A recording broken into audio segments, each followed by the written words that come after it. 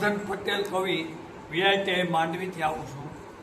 આજે 18 તારીખ ઓગસ્ટ અને આવતીકાલે 19 આ 2 દિવસ વીઆઈટી પ્રાથમિક શાળામાં વીઆઈટીના નલિયા કેમ્પસમાં પુસ્તક મેળો યોજવામાં આવ્યો છે. પુસ્તક મેળાનો મુખ્ય હેતુ છે બાળકો, વિદ્યાર્થીઓ, લોકો, સાહિત્ય પ્રેમીઓ પુસ્તકો જોવે, ખ્યાલ આવે. આટલા બધા પુસ્તકો ગુજરાતમાં પ્રકાશિત થાય છે અને 40% ડિસ્કાઉન્ટમાં બધા જ પુસ્તકોનું વેચાણ પણ 2 દિવસે સાથે સાથે ગાયત્રી પરિવાર દ્વારા પણ એમના પુસ્તકો રાખવામાં આવ્યા છે. 50% વેચાણથી અહીં આપવામાં આવશે. અહીં પુસ્તક મેળામાં બાળ સાહિત્ય, મેનેજમેન્ટ, આરોગ્ય, પ્રેરણાદાયી નવલકથાઓ, નવલિકાઓ, પ્રવાસન, મહિલાઓનું, મહેંદીના, રસોઈના બધા જ પુસ્તકો અલગ અલગ રીતે ડિસ્પ્લે કર્યા છે અને બધા જ પુસ્તકો અમે જ્યાં જ્યાં ગોઠવા છે ત્યાં કોઈ પણ પ્રકારના બોર્ડ મૂક્યા નથી કે આ શિક્ષણ, આ વાર્તા, આ ધાર્મિક એવા કોઈ સ્ટીકર કે બોર્ડ માર્યા નથી અંદર. એટલા માટે કોઈને એક વિષય ગમતા હોય કે કોઈને નવલકથા કે ધાર્મિક જોઈતું હોય તો બોર્ડ મારેલું હોય કે સ્ટીકર મારેલું હોય તો સીધા ત્યાં જ જાય. કોઈને ગમતું હોય તો લે, ન ગમતું હોય તો એ બહાર નીકળી જાય, બીજા વિષયમાં જોવા ન જાય. કારણ કે એ લેવા જાય હોય પોતાને ગમતું. અમે બોર્ડ વગેરે એટલા માટે આ રાખ્યું છે કે આખો દરિયો જોવે, બધું જ બધા જોવે.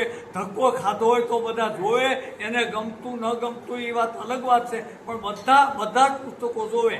એટલે અમારી પદ્ધતિ ક્યાંય વિભાગમાં બોર્ડ મારવાની નથી, પણ વિભાગમાં ગોઠવા છે ચોક્કસ. આ એક હેતુ છે.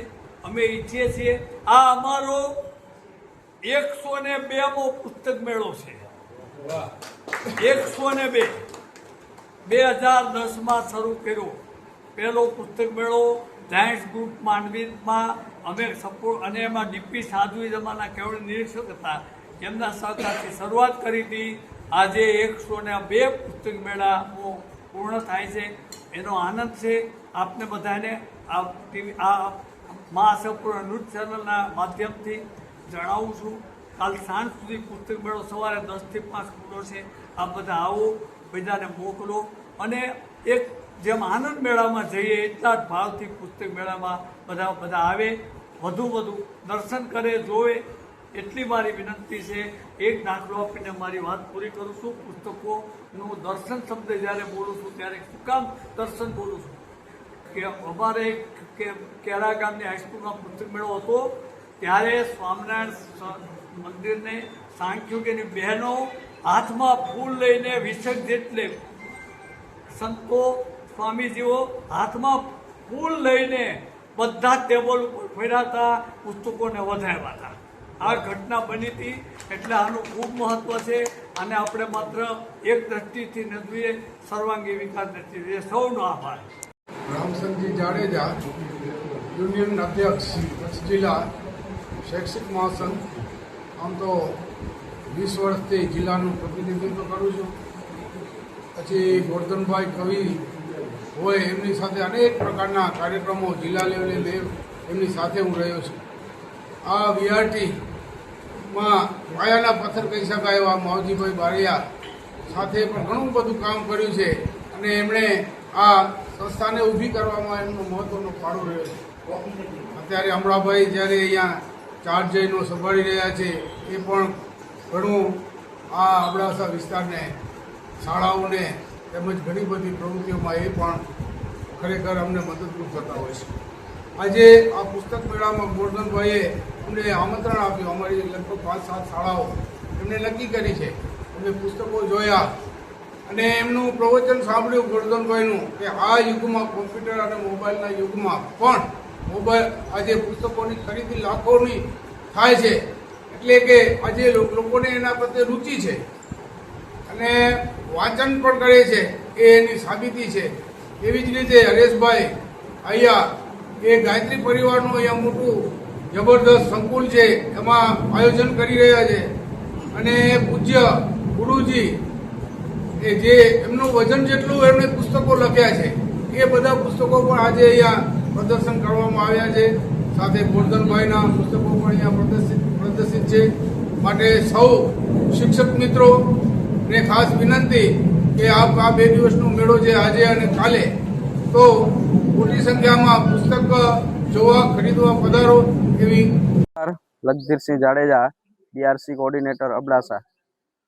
આજે વીઆરટી શાળામાં વીઆરટી સંસ્થા દ્વારા 18 અને 19 તારીખે પુસ્તક મેળાનું સરસ મજાનું આયોજન કરવામાં આવ્યું છે, જેમાં વિવિધ પ્રકારના પુસ્તકો, તમામ પ્રકારના પુસ્તકો અહીંયા રાખવામાં આવ્યા છે.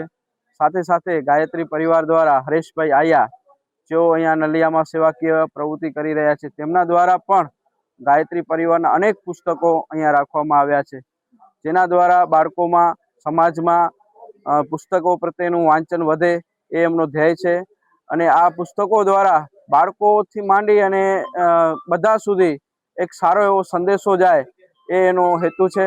એટલે અમે વિનંતી કરીએ છીએ શિક્ષણ તંત્ર વતી કે દરેક શાળાઓ પણ આ પુસ્તકો ખરીદે. બાળકોને લગતા પુસ્તકો છે, સાહિત્યને લગતા છે, ધાર્મિક લગતા છે. તો તમામ મિત્રો અહીંયા વીઆરટી શાળામાં આવે. 2 દિવસ અહીંયા સરસ મજાનું આયોજન છે, તો આ પુસ્તકો ખરીદે એવી અમને બધાને વિનંતી છે. અસ્તુ. જય હિન્દ, જય ભારત. આજે અમારું વીઆરટી નલિયા એટલે આમ ગણો તો મારું પિયર ગણાય અને મને અહીંયા આવવાની ખૂબ મજા આવે.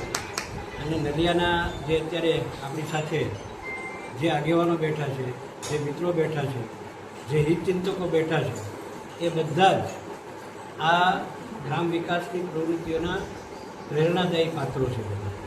અને અહીંનો શિક્ષણ ડિપાર્ટમેન્ટ પહેલેથી મને બહુ ગમે છે. અમારા ગઢવી સાહેબ પણ અહીંયા હતા, રામસિંહજી બાપુ પણ હતા અને અત્યારે લખધીરસિંહ બાપુ છે. તો શિક્ષણનો જે વ્યાપ વધારવાનો, હરેશભાઈજી દેખાતા નથી, પરેશભાઈ એ પણ હરેશભાઈ છે, અને ખાસ કરીને હરેશભાઈ આયા અને અમારા અબ્દુલ છે, એ બધા એ પ્રકારના વ્યક્તિઓ છે કે જેમને ખરેખર આ વિસ્તારની અંદર સેવાકીય પ્રવૃત્તિઓ થાય એનો ખૂબ એમને આનંદ છે અને હંમેશા એમનો સાથ અને સહકાર રહ્યો છે. ભાનુશાલી પરિવારમાંથી અમારા દિનેશભાઈ, જે અત્યારે લાયન્સ ક્લબના છે, એ પણ ખૂબ આ વિસ્તારની અંદર સારી સેવાકીય પ્રવૃત્તિઓ છે એની અંદર સહકાર આપે છે. આ નલિયા સેન્ટરની અંદરથી અમે અત્યાર સુધીમાં ઘણા બધા વિસ્તારોની અંદર કામો કરેલા જે ગ્રામ વિકાસના, એ આજે પણ લોકોને પ્રેરણાદાયી છે અને એનું પરિણામ લોકોને મળતું રહ્યું છે.